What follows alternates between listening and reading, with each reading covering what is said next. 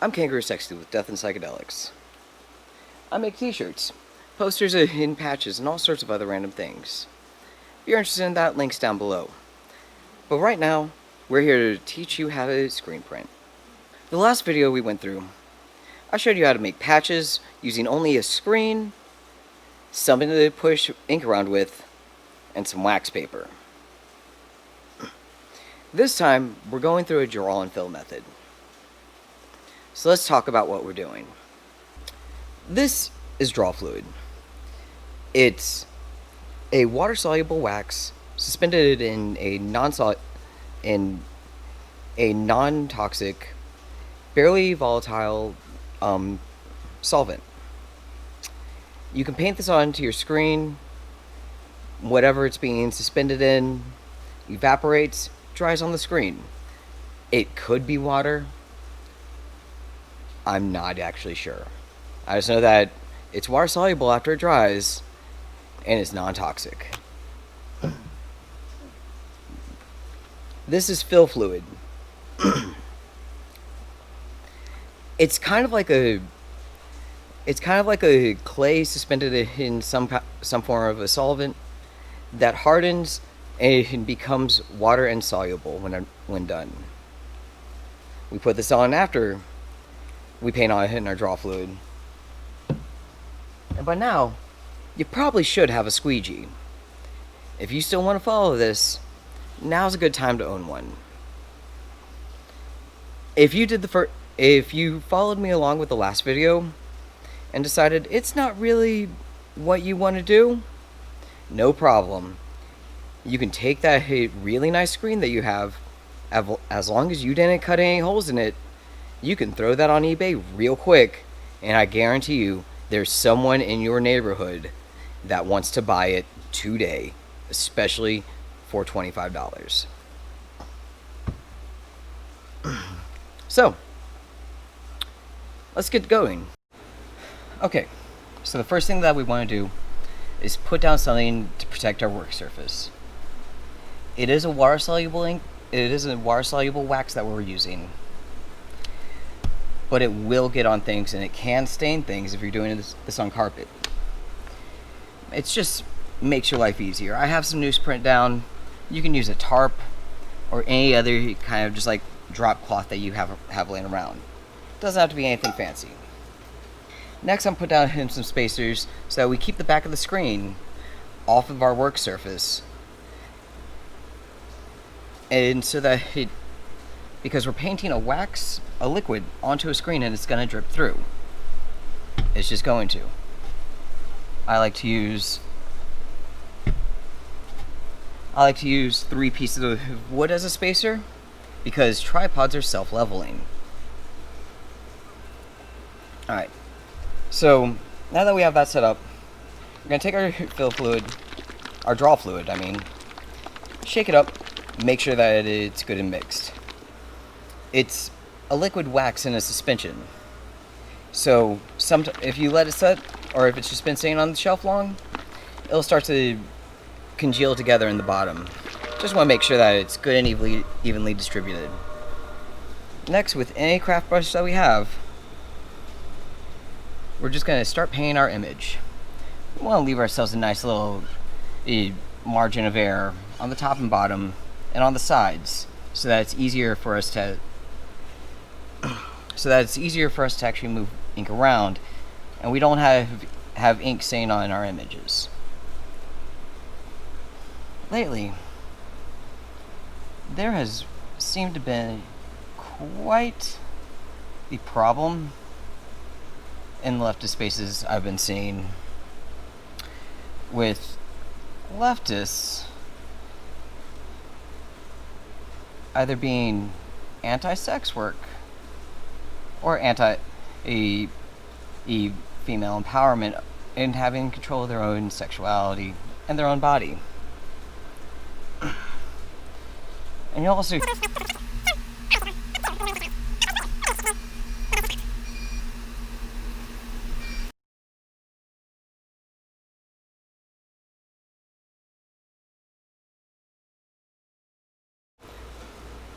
oh no. You'll notice our lettering didn't really come out good. It's way too far over on this side. Our spacing's just wrong. Had a couple mess ups, and then I accidentally spilled some of the draw fluid all over the place. We are just fine. Again, it's a water-soluble wax. We can literally just go wash this out and try again as much as we want. So we're back. We messed up, and that's okay. As you can see, the draw fluid just washes right off. No real problem. Nothing that we can't change. I want you to see that it really is easy. If you mess up with this, you can just do it all over again. So this time, we're just going to kind of like mark things out just a little bit. Make it so that we have some kind of reference to space out all the things that we're trying to write. And we're going to take our time.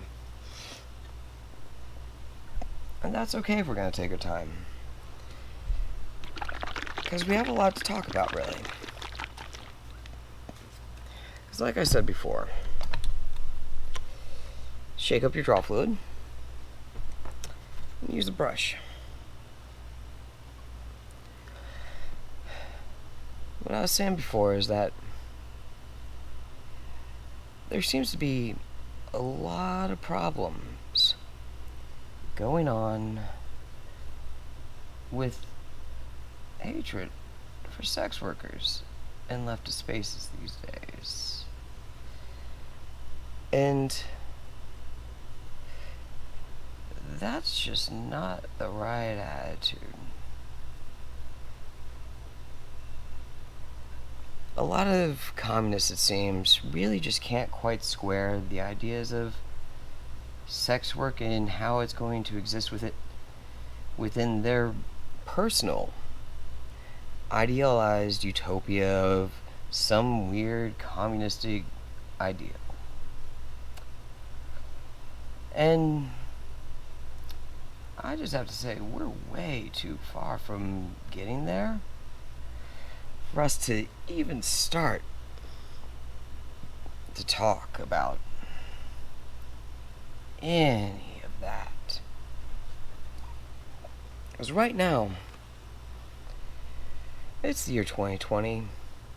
Most sex workers work for themselves. In fact, one of the few vocations in this nation where women outperform men regularly, which really should be saying something. And they do this by co-opting the male gaze and subverting the patriarchy, which, honestly, is pretty awesome. And they also do this by literally seizing the means of production in this case. They aren't owned. They aren't, like, they are doing their best to be exploited the least. And all that you are doing by attacking them is giving fuel to make it easier for them to be exploited. Which, if you're working to make sure that other workers are being exploited, well, you're no real comrade of mine, I'll say that.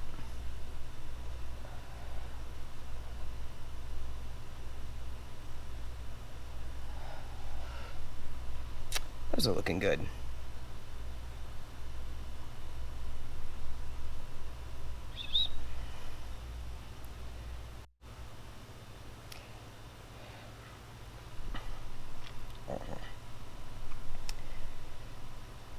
And well, if you're going to go after the worker because you feel that the job that they are doing is exploitive, God, do you go after people working in fast food or the person working at the counter in McDonald's screaming, "You're being exploited. This is exploitative labor." Because, I mean, if you are, you're an ass. And really,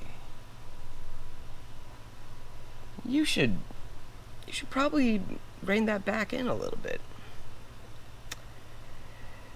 You should be standing with the workers. And sure, I can't say that strip clubs aren't really exploitive, because they are. They survive and thrive on the backs of the labor of the workers that are there. And it'd be great if there were other venues that they could dance safely and not be exploited like that. But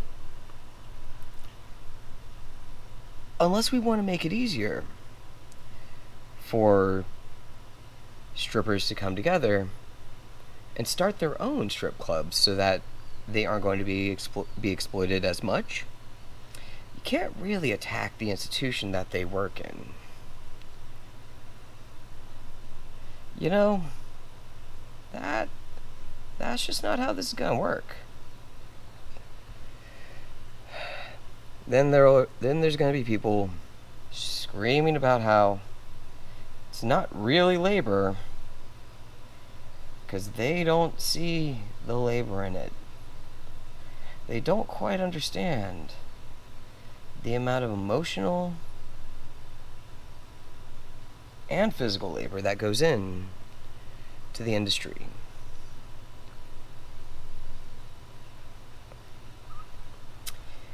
You kind of, like, no one's actually going to a prostitute or a full service sex worker simply for a hole.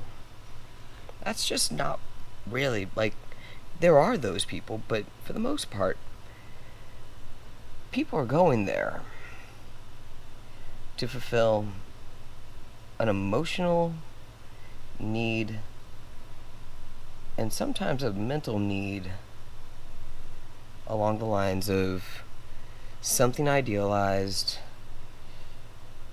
and the feeling that they're actually cared about. And that really is a lot of emotional labor involved.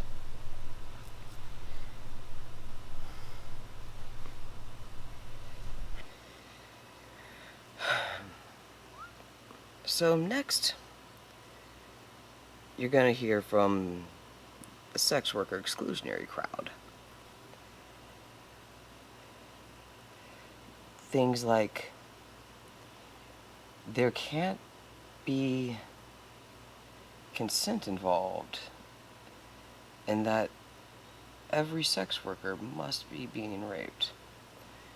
And I'd like to bring up the ideology of purchasing consent, or transactional consent. That idea is quite simply that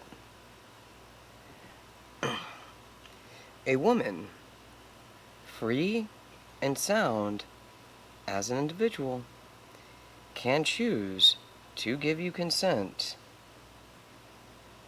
if you are buying her services. Now you might be thinking, that's crazy, but you do it all the time. If you work at a job that you wouldn't do for free, or it's a skilled job and you might only do it for some of your friends here and there, like tech support or whatnot. And then, but you get paid to do it all the time. You are very, very much aware of what transactional consent is. Because that's what you do. You have consented to provide your skills and your services for some form of a monetary value. So yes, women can actually provide consent at their choosing to a John. And what that really just means is that I really didn't want you to touch me before, and now that you have decided to pay me and meet the prices that I have set, I am consenting to you touching me. Because they're grown women. They are fully and aware, fully and completely able to make that decision for them. And by trying to take that away, well, you're just trying to take away their personal right to choose what happens to their body. And that's just not cool. You know?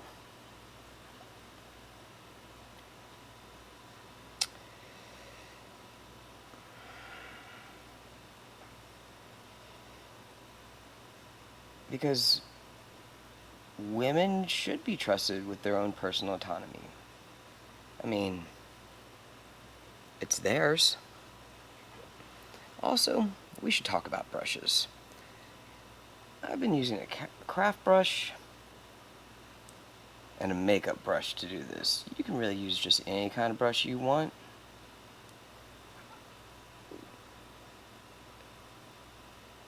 Did you know something else, though? You know that it's extremely a skilled profession. It takes a huge amount of resources, labor, time, and skill to sit around and be professionally hot. And if your job is to maintain at least the appearances of an idealized woman, you have to put in a lot of effort there.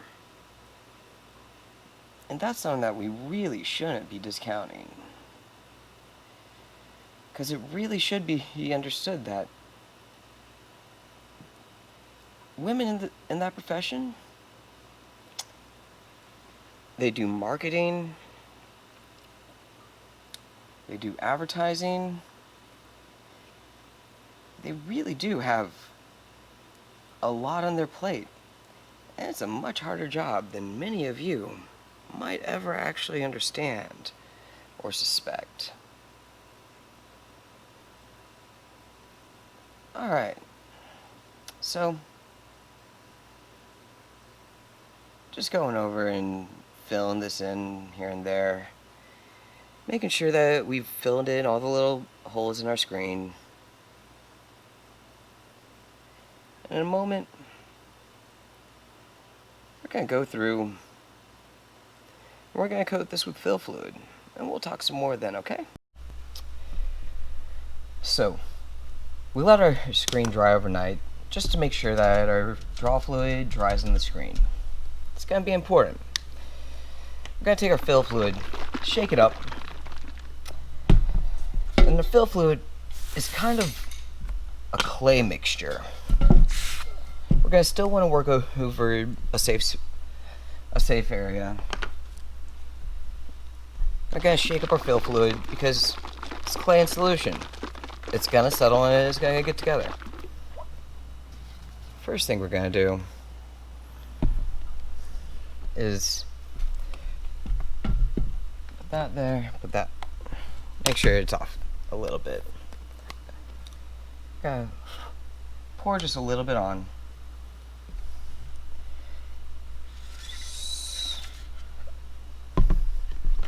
And as we said, right now, we should have a paddle. Should have a nice squeegee. So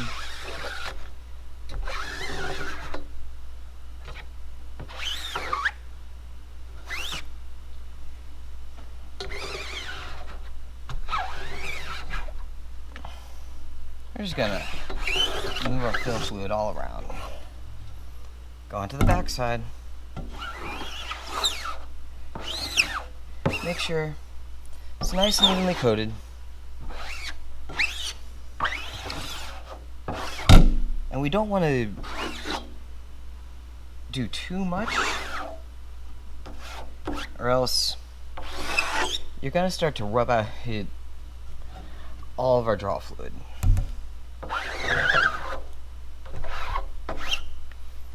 Alright.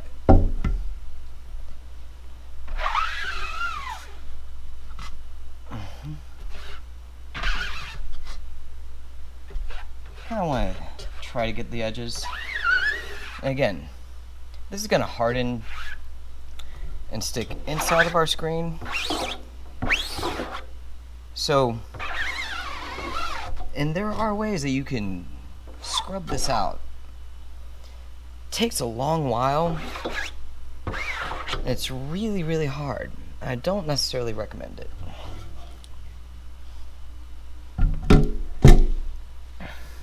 Gonna take our squeegee. Still has a little bit on there. I'm just gonna pull that down on the side as well.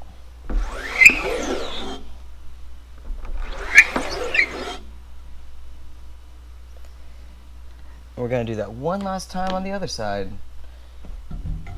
We're using really light pressure when we're doing this, by the way.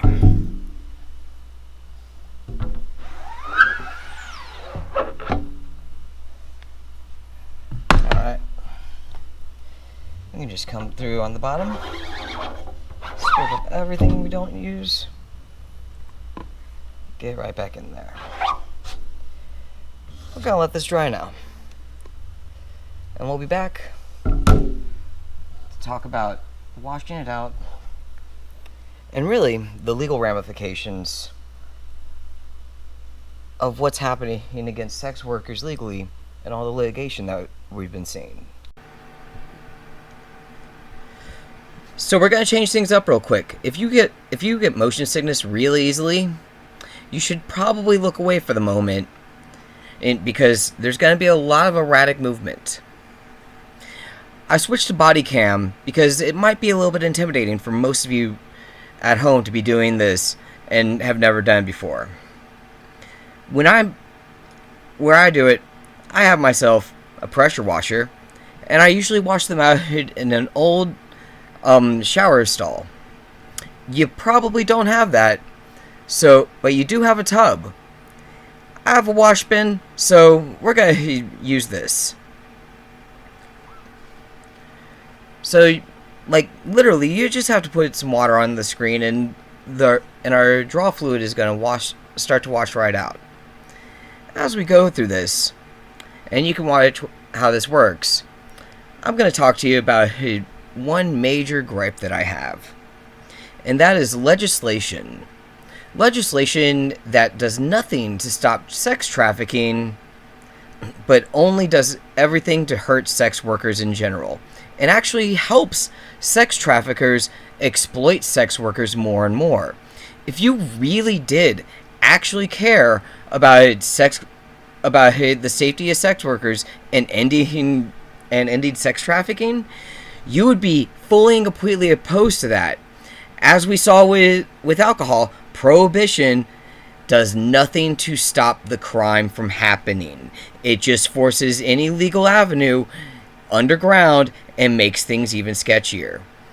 Things like cutting out a back page and removing the ability for sex workers to check their johns with things like Craigslist and other things, or removing even more legitimate avenues for them just does nothing but put sex workers in danger more and more and lead them to further be targeted and victimized by people who are actually sex trafficking.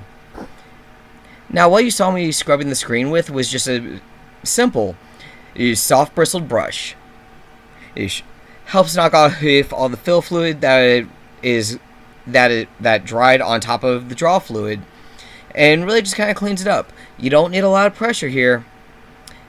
And like we were saying, if you actually care about sex workers, if you actually cared about sex trafficking, you would be fully and completely opposed to all the legislation prohibiting it, and you would want sex workers to find safe and legal avenues where they can apply their vocation. Why? Because again, as we said, in this patriarchal society that we have, this is the only vocation a woman can get where she can outperform a man and they can make their own living and they can work for themselves and they can actually do this not being exploited. If only we had a society that would allow them to do that safely. And if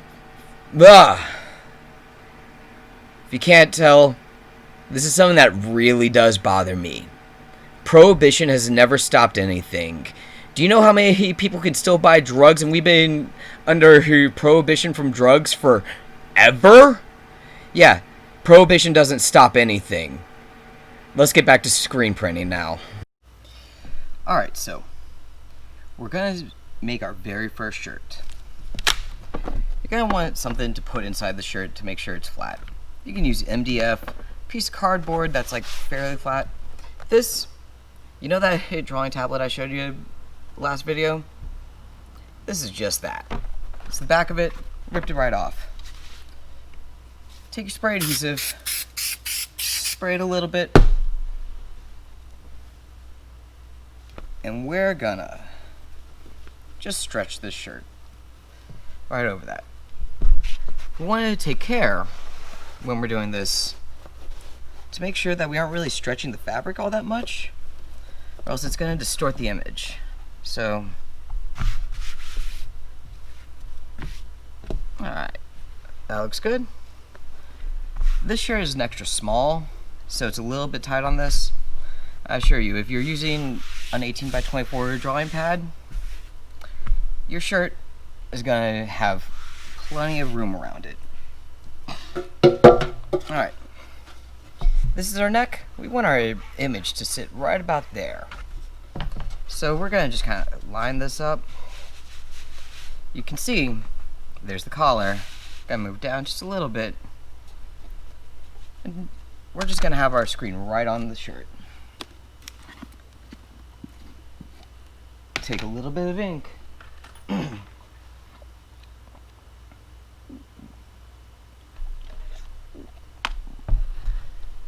Get it on the screen.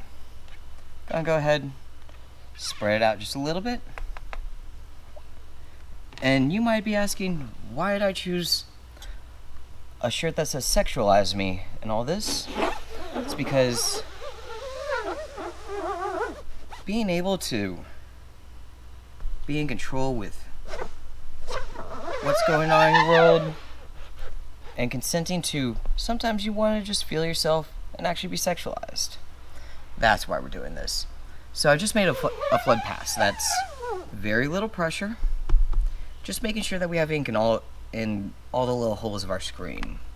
So that when we push the ink through, there's something to push through. So now we're going to add a little bit more pressure and drag our screen down. And we just pushed all that ink right through. Alright. If you have that little scraper and you see some that might not have gone through, just gonna hit that one more time. Alright. Then, lift up. That's all there is to it. Next time, we'll have other topics, but we're going to be going over how to coat a screen with emulsion and do our first emulsion printing. Hope to see you then. Bye.